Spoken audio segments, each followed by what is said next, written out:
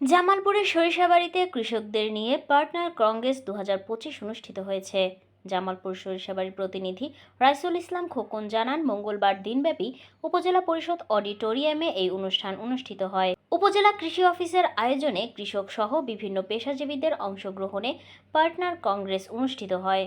উপজেলা কৃষি অফিস সূত্রে জানা যায়, 2024-25 অর্থ বছরে programme on agricultural and rural transformation for nutrition entrepreneurship and resilience in Bangladesh partner congress কর্মসূচির আওতায় এই প্রশিক্ষণ অনুষ্ঠিত হয়। সরিষাবাড়ি উপজেলা কৃষি অফিসার কৃষিবিদ অনুপ সিংহের সভাপতিত্বে জামালপুর জেলার কৃষি সম্প্রসারণ অধিদপ্তরের উপপরিচালক জাকিয়া সুলতানা প্রধান অতিথি হিসেবে উপস্থিত ছিলেন।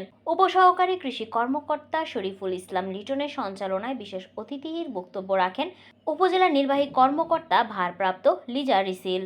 অন্যান্যদের মধ্যে বক্তব্য রাখেন উপজেলা জামায়াতের আমির মাসুদ রানা দুলাল, এনসিপির যুগ্ম সমন্বয়কারী আনোয়ারুল কবির সোহাগ, উপজেলা কৃষক দলের আহ্বায়ক ও আদর্শ কৃষক আব্দুল মজিদ, সরিষাবাড়ি প্রেস ক্লাবের সাধারণ সম্পাদক জাকারিয়া জাহাঙ্গীর সহ বিভিন্ন দপ্তরের কর্মকর্তা ও কৃষকেরা উপস্থিত ছিলেন। পার্টনার কংগ্রেস প্রশিক্ষণে ফসলের বহুমুখীকরণ, নিরাপদ খাদ্য উৎপাদন, কৃষি উদ্যোক্তা তৈরি, কৃষি পণ্যের টেকসই ভ্যালু চেইন সৃষ্টি, অধিক ফলন উৎপাদন, প্রযুক্তির ব্যবহার, নিরাপদ খাদ্য নিশ্চিতকরণ এবং পুষ্টি সমৃদ্ধ ফলজ ও সবজি খামার গড়ে তোলার উপর গুরুত্বারোপ করা হয়।